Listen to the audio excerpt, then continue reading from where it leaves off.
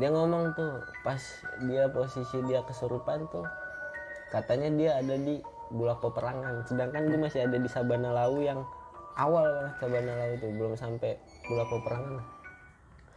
Si Otin ini bilang pas dia posisi dia kesurupan tuh, dia kan nggak sadar ya. Kalau dia kesurupan juga nggak ngeh dia. Pas dia kayak gitu, dia ngerasa tuh tadi ada di Bulak Peperangan. Tuh katanya rame banget orang di situ. Dia nggak tahu siapa-siapa di situ tuh. Sampai akhirnya dia ngeliat gue megang-megang peta. Akhirnya dia ikutin gue dan balik tuh. Ya mungkin itu doa gue lah. Mungkin ya alhamdulillah masih bisa balik lah ya. Soalnya itu udah bener-bener parah banget, kesurupannya tuh bener-bener parah. Sampai pengen dibawa tuh temen gue waktu itu. Cuman alhamdulillah balik. Nggak lama itu udah sadar, normal segala macam, udah mulai ketawa lagi. Gue keinget tuh kalau temen gue dari awal datang ke situ belum makan lagi, sedangkan udah pada kehujanan segala macam. Akhirnya sebelum tidur gue buatin makanan dulu tuh ke mereka. Makan udah makan nih. Tidur lah gue, tidur di jam 2 tuh, sekitar jam 2 malam dah. Gue juga kurang tahu banget, tapi sekitar jam-jam segitu ada rombongan pendaki bisik pengen bangun tenda tuh, sedangkan lapak gue tuh buat darurat, kagak ada lapak lagi. Gue juga bangun di situ emang karena darurat kan. Ada rombongan tuh kayak rame banget, kayak ngobrol gitu. Gue bangun, dia negor gue nih, mas, katanya.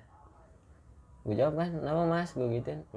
Abis dari situ langsung hening banget, kayak nggak ada suara lagi. Setelah dia negor gue jawab, langsung nggak ada suara lagi tuh. Gue bilang, aduh sialan juga nih. Ini berarti kondisinya lu masih di dalam tenda? Masih di dalam tenda. Nggak keluar tenda? Nggak keluar kan, posisi gue tidur. Gue dengar suara rame banget tuh. Nah suara rame ini tuh bikin gue bangun dan dia negor gue, mas gitu. Gue sautin, tapi nggak ada balasan lagi. Udah benar-benar hening. Yang tadinya rame tuh jadi hening banget. Langsung gitu. hening Langsung hening banget.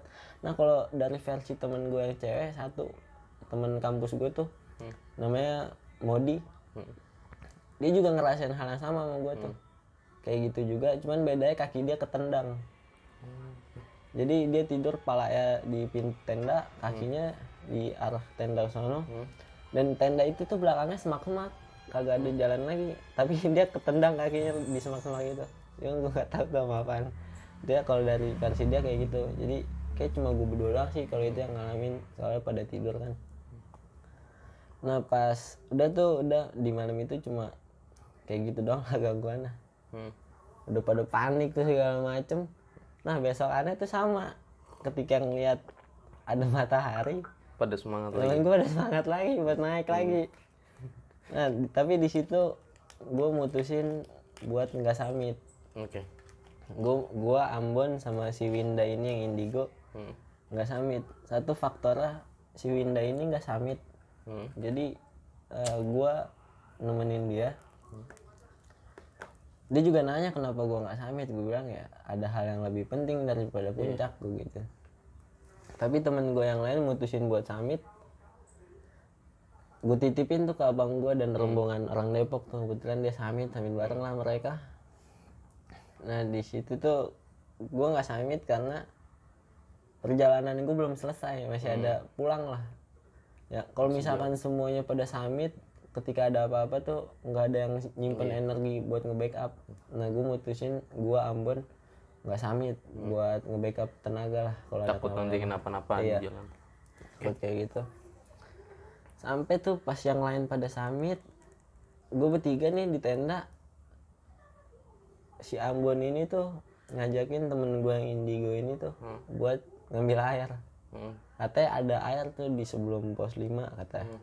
Nah dia berdua jalan, gue sendirian di tenda. Ada burung jalak nyamperin gue. Burung jalak nyamperin, cuma itu udah lompat-lompatnya di depan gue sambil ngobrol. Tapi gue burung jalak nggak tahu kalau dibilang, kalau menurut orang normal mungkin stres kali ya ngobrol sama burung. Cuman gue ngerasain hal itu. Soalnya yang gue tahu sejarah laut tuh kayak gitu. Jadi dulu ada dua pendamping raja kalau nggak salah sih Brawijaya kelima ya. Sebelum dia moksa di Gunung Lawu tuh kan dikejar-kejar tuh. Dikejar-kejar, nah perang tuh di atas, makanya kenapa namanya Bulak Peperangan kan. Yang gue tahu sejarah kayak gitu. Dan ketika raja ini moksa, ada satu penjaga itu yang kita kenal jadi Ki Jalak lah. Itu dia disuruh buat ngejaga Gunung Lawu dan jadi jalak katanya kayak gitu kan yang gue tahu. Jadi ketika ada burung jalak datang nyamperin gue, ya gue merasa aman lah gitu, kayak kan katanya gitu kan kalau lu jalak disambut ramah mungkin. Nah akhirnya gue ngobrol sama mereka, gue ngobrol sama burung jalak itu, gue bilang kalau emang pengen bantuin gitu kan. Itu ngobrol secara batin gitu. Iya, gue bilang tolong jagain rombongan gue gitu. Sampai tuh semua pada datang. Terus ada kejadian juga sebelum itu. Jadi pas temen gue naik buat ngambil air berdua, temen gue kan jalannya sama temen gue Indigo kan. Nah si Ambon ini tuh ngomong ke temen gue gini, sepi banget ya di sini kata Ambon gitu. Terus temen gue Indigo bilang, apaan sih orang di sini rame? Temen gue lari lah si Ambon bilang, kenapa lu? Pindah lu, kurang ajar banget, orang gunungnya sepi dibilang rame. Tuh anak Indigo ya ditanyainnya kayak gitu. Nah, abis itu gue ketemu ada tuh pendaki lawas lewat depan gue. Dan kebetulan dia ngasih gue air tuh, lewat depan tenda gue ngasih gue air.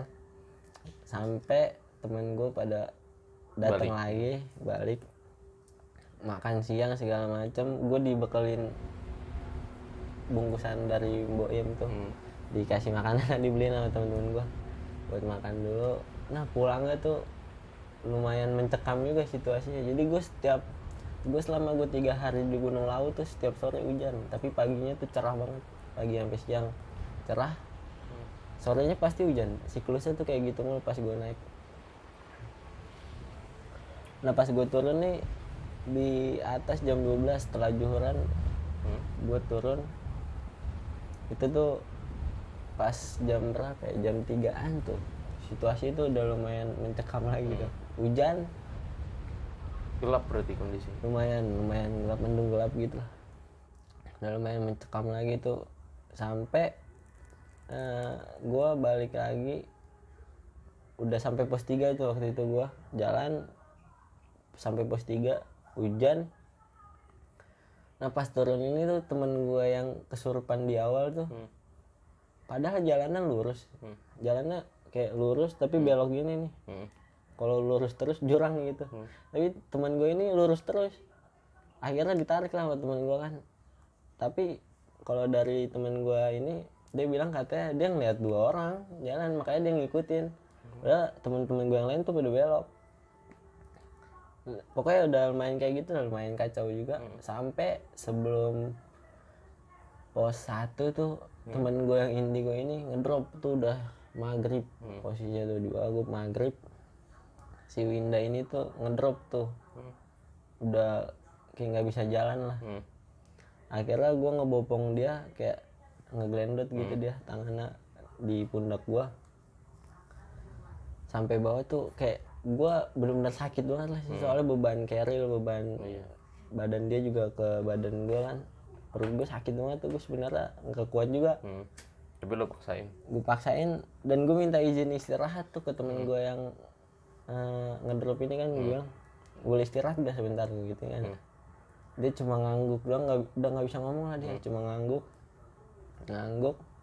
tapi langsung menggigil lagi. Cuma 10 detik kali, langsung gitu lagi. Gue udah jalan dah gitu ya. Jalan, dan itu gue ngelewatin jalan yang beda. Gue awalnya jalan tuh nggak ketemu ada besi pegangan pinggir jalan tuh, tapi pas turun ada tuh besinya.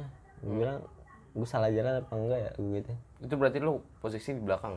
Posisi gue di depan. Di depan. Tapi di depan gue ada orang lagi nih. Gue kedua dari depan lah. Karena kan gue bawa temen gue yang sakit kan. Tapi nih yang depan gue bingung nentuin arah jalan lah. Pas ada cabang gini, kiri apa kanan pada bingung nih.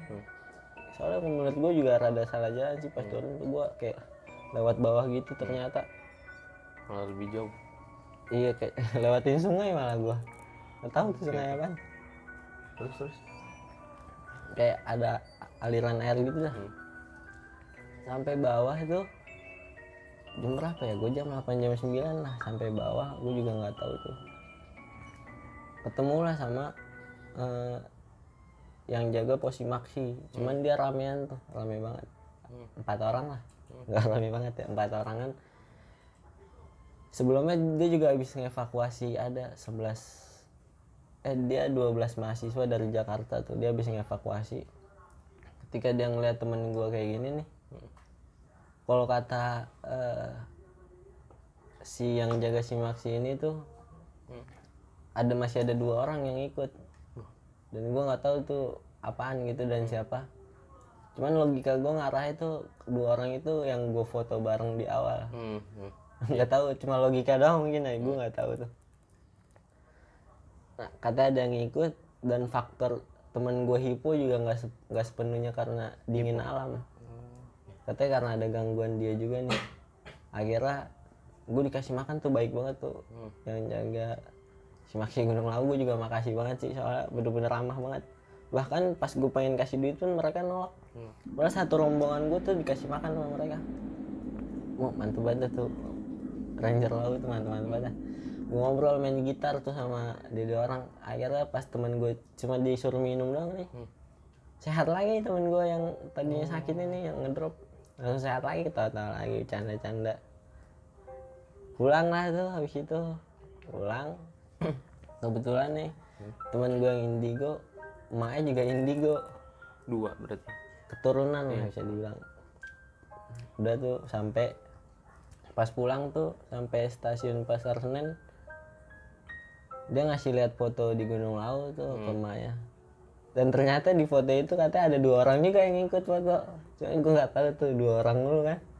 Ya gue mikirnya, mindset gue balik lagi ke situ, 2 orang itu lagi, 2 orang itu lagi. 2 orang yang awal itu. Udah sih itu doang gue pengalaman di Lawu. Oke, teman-teman, kali ini sesi tanya jawab. Oke. Bang Odik nih, gue mau tanya. Iya. Dari awal pemberangkatan itu, awal pendakian dari Jakarta, lu udah tahu belum sebenarnya kalau temen lu itu yang cewek itu ada yang haid? Gue tahu temen gue yang haid itu pas di base camp. Jadi baru pada ngomong ke gue. Tapi di kereta tuh, ya gue kayak nyium bau darah gitu. Cuman gue kayak nggak berani negor, takut tersinggung kan. Ya itu ternyata dia haid kan, gue nggak tahu bau-bau gitu kan. Tapi itu emang enak banget sih. Kayak gue bahkan gue tidur sampai kayak gue takut dia tersinggung lah, nggak berani gue negor. Berarti posisi taunya pas di base camp, pas udah mau naik. Iya tuh baru pada ngomong gue head gitu. Itu yang head ada berapa? Hampir semua. Yang satu tapi kayak udah pengen selesai gitu katanya. Gue nggak tahu lah, gue cewek gimana halangannya. Katanya dia udah pengen selesai yang satunya.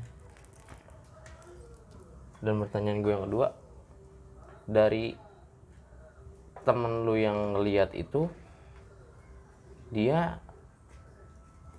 emang udah ngerasa diikutin atau emang emang dia belum lihat gitu sosoknya, atau emang dia nggak tahu awalnya? Yang nenek-nenek itu enggak, temen gue kan yang lihat itu tuh indigo kan. Iya. Dia kayak anak indigo gitu, dia ngelihat, nggak tahu, gue nggak tahu. Cuman dia ngomong ke gue katanya ada satu nenek-nenek yang mau ngikut. Cuman katanya dia baik, katanya cuma pengen ngikut doang gitu katanya, nggak jahat sih katanya. Nah, kalau menurut temen lu yang indigo itu, yang 2 orang itu emang bener-bener 2 orang atau bukan? Nggak tahu, apa dia belum ngomong? Nggak nanya sih gue juga. Sama pas temen gue kencing itu tuh, katanya ya dia ngelihat ada ibu-ibu sama anak kecil. Jadi kayak nggak tahu, gue katanya sih di pos 3 emang ada itu sih, ibu-ibu sama anak kecil itu terus. Nah katanya dia ngeliat gituan, makanya teriak kan. Ya gitulah. Dan sampai sana juga udah di netralisir sama orang sana lah istilahnya gitu ya? Apa cuma dikasih air doang? Itu pas turun tuh. Iya, pas turun. Ya dinetralisir juga sih sama mereka.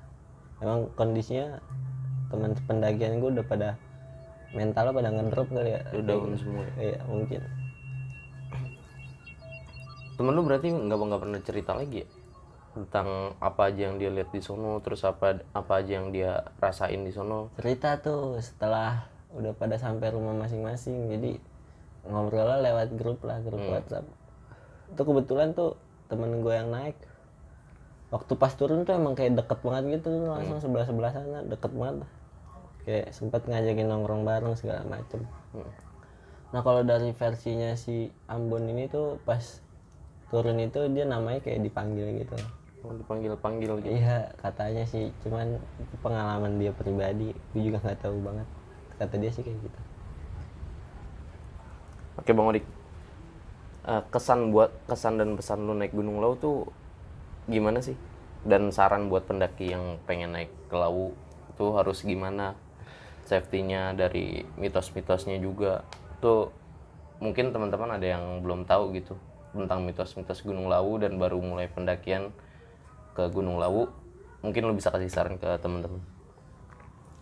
Kalau kesan pesan sih, kesannya sih ya apa ya, jadi rombongan gue tuh kayak yang tadinya nggak kenal jadi kenal banget gitu, sampai pokoknya itulah hebatnya gunung, kayak yang dari awal lalu biasa aja sampai bisa jadi kayak saudara gitu pas turun. Itu sih istimewanya gunung. Kalau pesannya itu apa ya, kalau menurut gue ini sih, kalau buat gue pribadi, cewek naik gunung dalam kondisi menstruasi itu sebenarnya nggak masalah, asalkan dia bisa ngejaga apa yang harus dijaga sama mereka. Nah itu kesalahannya kata temen gue yang indigo itu, temen gue yang haid ini ketika kencing tuh nggak disemprot minyak wangi. Cuman katanya sih ya, cewek itu kan kalau kencing pas lagi haid darahnya keluar juga kan. Nah harusnya buat meminimalisir bau darahnya itu dikasih minyak wangi katanya sih gitu, jangan cuma disiram doang katanya. Nah pesan-pesan lu buat teman-teman yang pengen ngedaki Gunung Lawu dengan mitos-mitosnya yang lumayan angker ya, tuh gimana?